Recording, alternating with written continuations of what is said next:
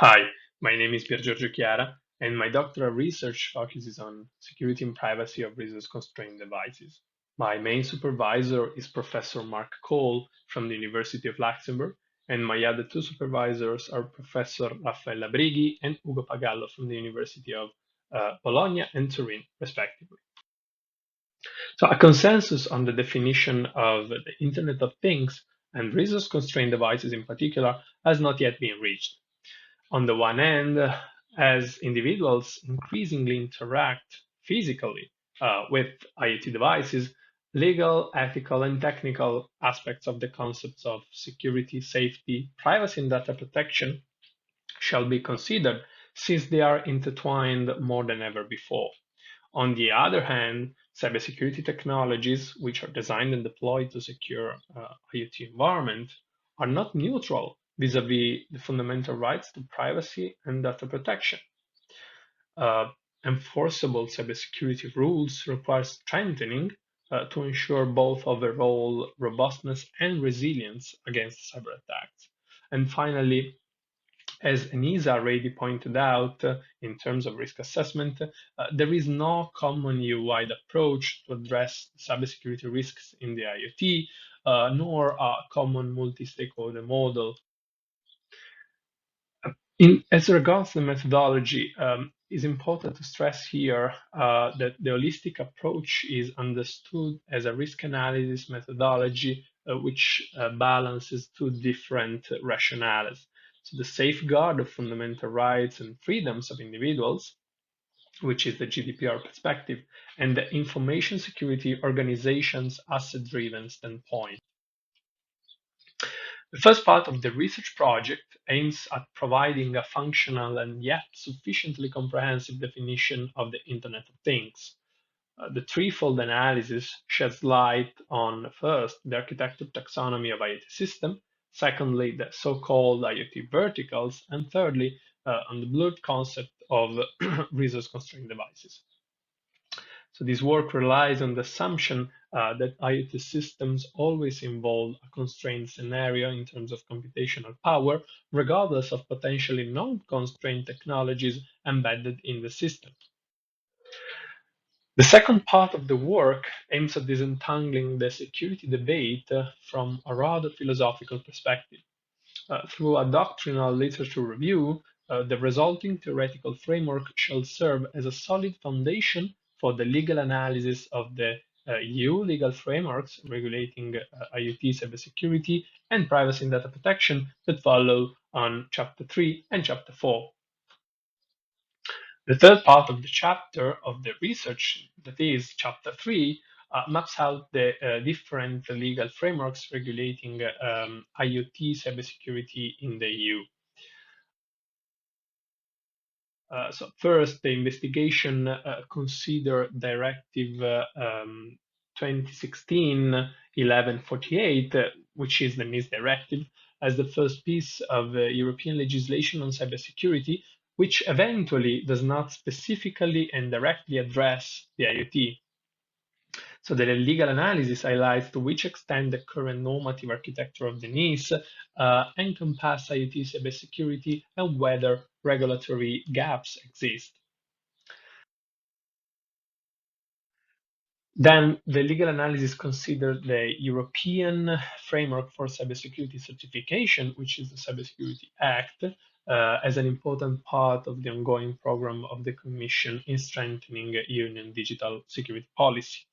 The question is whether the Cybersecurity Act could eventually fill significant regulatory gaps and inconsistencies in the Union cybersecurity legal framework, in particular, every regard to manufacturers and developers' lack of legal obligations vis-à-vis their product cybersecurity. Against this background, the cybersecurity of connected products is increasingly included into the revision process of different legal acts within EU product safety legislation. Thus, the analysis focuses on four pieces of legislation which show, albeit from different angles, how cybersecurity is progressively linked to the safety regulation of connected products. Then the analysis discusses the proposal for an NIS2 and how it would encompass the complexity raised by IoT ecosystem. In particular, it aims at testing whether and to what extent the proposal would ensure a higher standard of protection in terms of unsecure IoT devices by taking into account and addressing three issues is mainly. So first, the enlarged scope of the NIS2, in particular take into account the inclusion of the manufacturing sector. Secondly, the vulnerability disclosure and handling procedures. And third, new cybersecurity requirements for the supply chain.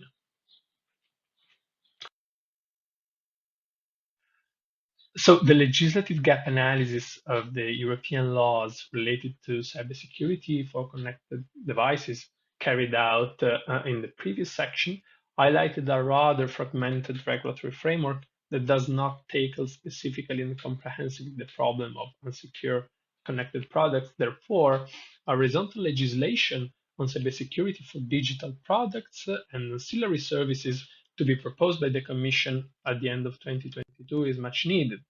That's why the last section of the third chapter casts light on the core regulatory drivers underpinning the incoming Cyber Resilience Act.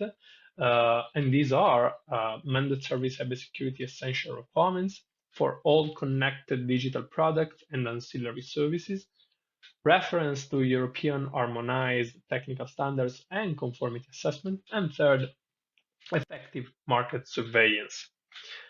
So the legal analysis of the fourth part of the research aims to map out three main normative challenges in terms of the fundamental right to privacy and data protection brought about by the structural data and metadata sharing of the ubiquitous Internet of Things. The first legal challenge concerned the realignment of the traditional matters of privacy and data protection that can be observed under IoT data and metadata sharing. Several issues derived from the Article 29 Working Party opinion on the IoT dating back to 2014, facing both the GDPR and the privacy laws are scrutinized. First, the lawfulness of IoT data and metadata processing, take into account the effectiveness of relying on consent as a legal basis. Secondly, the lack of control and information asymmetry. And third, information security risks as opposed to device or network security as previously addressed in Chapter 3. The second legal challenge hinge on the relationship between various cryptographic technical tools, not limiting to encryption, and the traditional legal discipline of privacy and data protection. An alignment of privacy, data protection, and cybersecurity to be understood as broadly as to cover information security is particularly striking when it comes to cryptographic technologies, which aim to ensure confidentiality in data communication. So, notwithstanding the lightweight in case of resource-constrained devices or strong encryption protocols that may be adopted to secure IoT communication, serious privacy concern nevertheless arise as an adversary can draw inferences related to user activity by relying on some properties of metadata containing the encrypted data. Thus, this last section focuses on encrypted traffic analysis or metadata analysis. Against the background of the last three legal challenges identified by the Article 29 Working Party opinion on the IoT, this section casts light firstly on state-of-the-art attacks and eavesdropping techniques on encrypted traffic, enabling granular profiling and surveillance. Then it addresses the relevant existing and future European privacy legal frameworks that can tackle the above mentioned challenges, in particular having regard to device fingerprinting.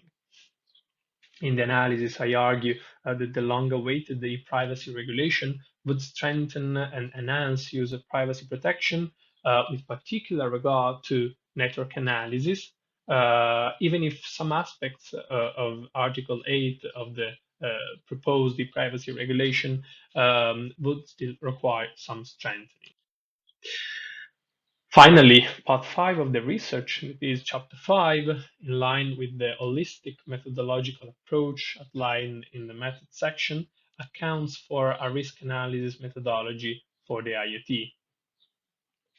In particular, this part of the project attempts to reconcile the different rationales of traditional information security risk management models such as ISO, IEC, and NIST frameworks, and the fundamental rights-based model of the GDPR, in particular with regard to the data protection impact assessment under Article 35. So the infra-ethical perspective, as laid down in chapter 2, aims at clarifying the relationship between the two different perspectives. Cybersecurity technical and organizational measures must facilitate data protection and privacy principles to uphold individuals' rights and freedoms. So that was it. Thank you for the attention.